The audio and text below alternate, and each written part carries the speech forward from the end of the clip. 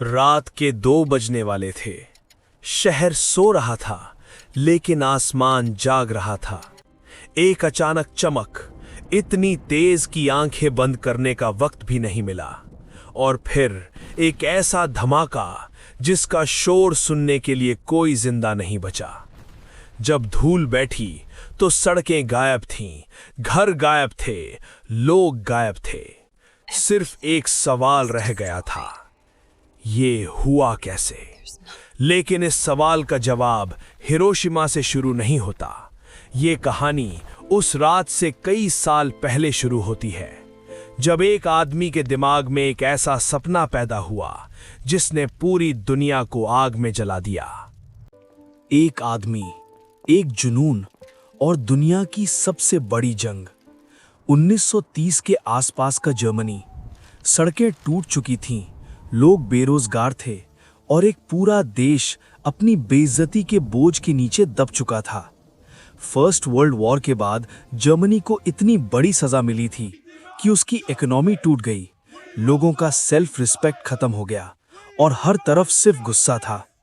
इसी गुस्से के बीच एक आवाज उठती है, एक आदमी जिसका नाम धीरे धीरे हर जुबान पर चढ़ने लगा, अडोल्फ हिटलर। शुरू में लोग उसे सीरियस नहीं लेते थे।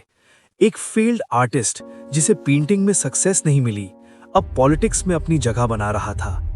लेकिन हिटलर में एक अजीब बात थी, वो सिर्फ बोलता नहीं था, वो लोगों के दर्द को समझकर बोलता था। उसके स्पीचेस में गुस्सा था, दर्द था और एक प्रॉमिस था, मैं जर्मनी को फिर से महान बनाऊंगा। और धीरे धीरे लोग उसकी बातों पर विश्वास करने लगे। हिटलर का सपना सिंपल था, लेकिन उसका तरीका खतरनाक था। वो एक ऐसी दुनिया चाहता था जहां सिर्फ एक परफेक्ट रेस रहे, और जो लोग उसके हिसाब से परफेक्ट नहीं थे, उनके लिए उसके पास कोई जगह नहीं थी। ये सिर्फ एक पॉलिटिकल आइडिया नहीं था, ये एक ऑब्सेशन था। 1933 हिटलर जर्मनी का चांसलर बन गया, और बस यहीं से कहानी ने एक डार्क टर्न ले लिया। पावर मिलते ही हिटलर ने अपने आप को रोकना बंद कर दिया। उसने जर्मनी की आर्मी को सीक्रेटली स्ट्रांग बनाना शुरू किया। वेपन्स बनने लगे, सोल्जर्स ट्रेन होने लगे।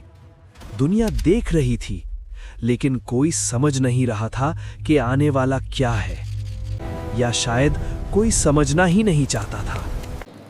1939 एक सुबह बिना किसी वार्निंग के जर्मनी ने पोलैंड पर अटैक कर दिया। बॉम्ब्स गिरने लगे, टैंक्स शहरों में घुस गए। लोग समझ ही नहीं पाए कि क्या हो रहा है, और कुछ ही दिनों में पोलैंड हार गया। ये सिर्फ एक अटैक नहीं था, ये एक सिग्नल था। वर्ल्ड वॉर 2 शुरू हो चुका था। ब्रिटेन और फ्रांस ने जर्मनी के खिलाफ वॉर डिक्लेयर कर दिया, लेकिन हिटलर रुकने वाला नहीं था। उसका कॉन्फिडेंस इतना बढ़ चुका था कि उसे लगने लगा था कि कोई उससे रोक नहीं सकता, और शायद कुछ वक्त के लिए वो सही भी था। 1940 जर्मनी ने यूरोप के कई बड़े कंट्रीज को कुछ ही महीनों में हरा दिया। फ्रांस, जो एक पावरफुल नेशन माना जाता था, सिर्फ 6 हफ्ते में हार गया। लोग शॉक में थे। कैसे एक देश इतनी जल्दी गिर सकता है? जवाब था हिटलर का वॉर स्ट्रैटेजी। उसने एक नई टेक्निक यूज की, ब्लिट्जक्रीग, लाइटनिंग वॉर, तेज, एग्रेसिव और बिना रुके अटैक। एनिमी को संभलने का मौका ही नहीं मिलता था, और इसी स्पीड ने जर्मनी को अनबीटेबल बना दिया। लेकिन हर कहानी में एक टर्निंग पॉइंट होता है, और हिटलर के लिए वो टर्निंग पॉइंट अभी आना बाकी था।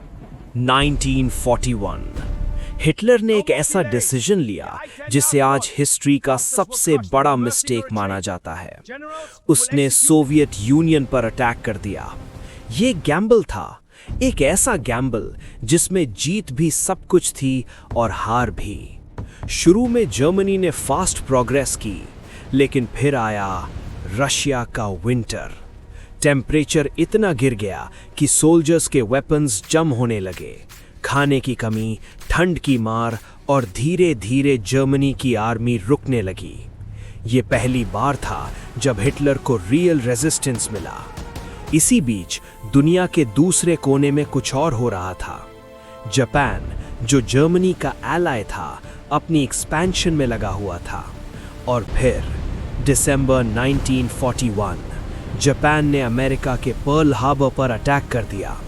एक ऐसा सरप्राइज अटैक जिसने अमेरिका को हिला दिया, और उस दिन के बाद अमेरिका भी ऑफिशियली वॉर में आ गया। अब वॉर और भी बड़ा हो चुका था। ये सिर्फ यूरोप तक सीमित नहीं था, ये एक ग्लोबल वॉर बन चुका था। लेकिन सबसे डार्क चैप्टर अभी शुरू हुआ था। हिटलर के कॉन्सेंट्रेशन कैंप्स, जहां लाखों लोगों को बंद किया गया सिर्फ इसलिए क्योंकि वो अलग थे।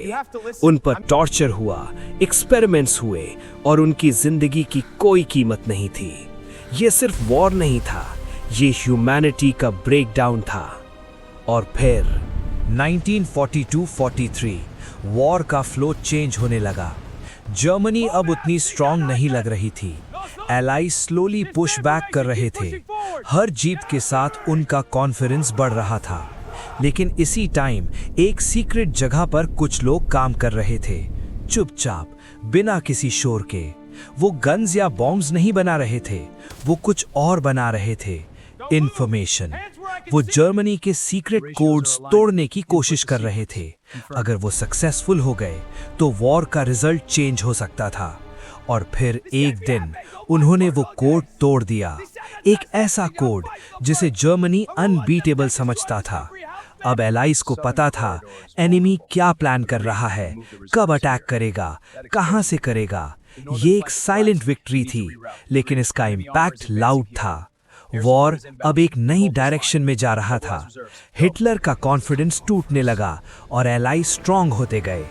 लेकिन कहानी यही खत्म नहीं होती, क्योंकि जब एक इंसान हारने लगता है तो वो सबसे डेंजरस डिसीजंस लेता है। और हिटलर भी कुछ ऐसा ही करने वाला था, एक ऐसा डिसीजन जो पूरी दुनिया को हमेशा के लिए बदल देगा। और इसी बीच दुनिया के दूसरे कोने में साइंटिस्ट्स एक ऐसी चीज बना रहे थे जो इंसान ने पहले कभी नहीं देखी थी, एक ऐसा वेपन जो 1 सेकंड में पूरा शहर मिटा सकता था। तो क्या हिटलर अपनी हार को जीत में बदल पाएगा, या दुनिया एक और भी बड़ा डिजास्टर देखने वाली है? और सबसे बड़ा सवाल, क्या इंसान खुद अपनी ही बनाई चीज से खत्म होने वाला है? इसका जवाब मिलेगा एपिसोड 2 में, जहां कहानी और भी डार्क और भी डेंजरस होने वाली है।